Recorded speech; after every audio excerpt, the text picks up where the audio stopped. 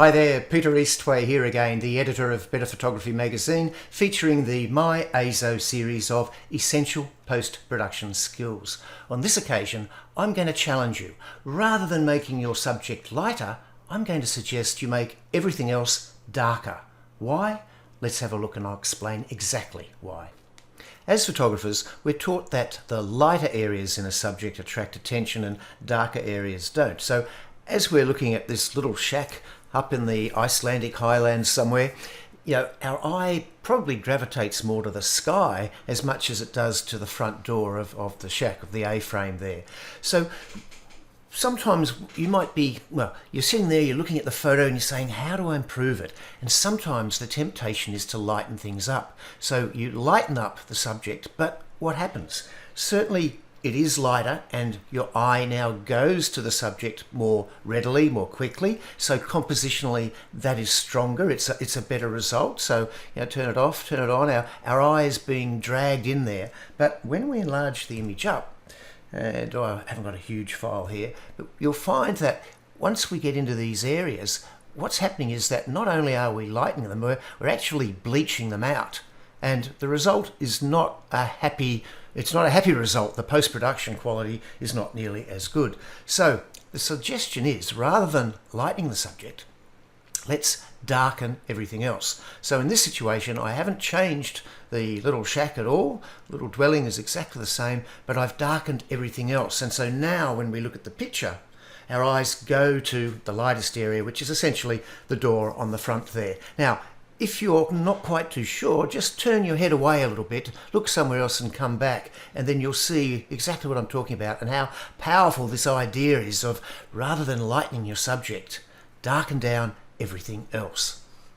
So lightening and darkening is essentially a matter of exposure, but when we're talking about post-production, it's not just the exposure or how light or how dark a part of an image is. There are other elements that we can play with as well, and the two that are probably most useful in addition to exposure are contrast and color saturation.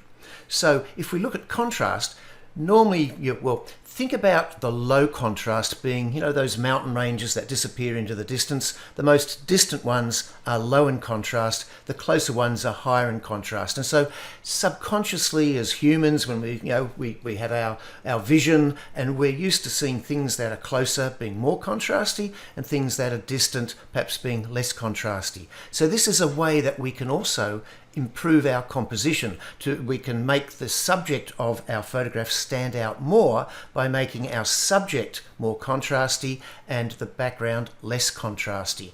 So the trick might be, we look at this, let's just come back and we'll take it back. This is the straight shot.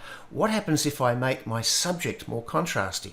And as you can see, the eye does go there, but once again, making it more contrasty has also caused some problems when we come to the image quality, in that the contrast is blowing out all of the detail. We're losing the detail in the front of the door there, and so that when we make a enlargement, make a print, put it in a book, the quality of the image is not going to be so good.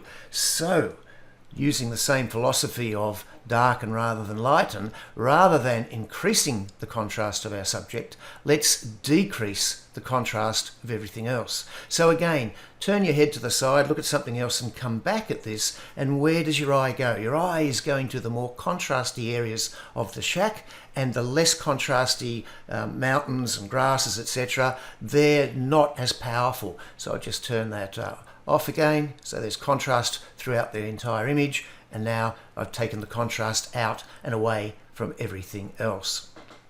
Now the same can be said for color saturation. So we like the look of our little shack, let's give it some more color. Normally our eye is attracted to more color, to stronger color, as opposed to the less colorful areas. So if there's a strong splash of color there, we've already got a strong splash of color. That red, it's hard to go past that red roof, isn't it? So that red roof is very, very strong. And let's say I want to give it a little bit more impact, I'm going to add some color saturation, and that certainly gives it even more, shabam, whatever it is that you want to call it. But it's just, the colours are almost out of gamut. They're just way too over the top.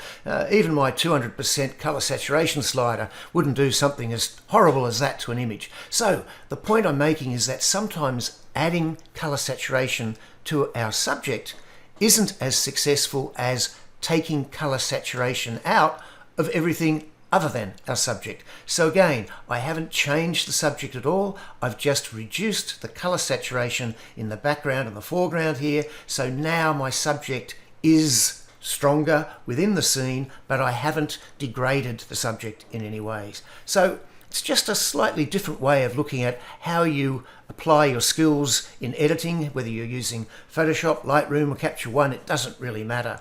The idea is that rather than lightening or adding contrast or colour saturation to your subject, think about doing the opposite to everything else.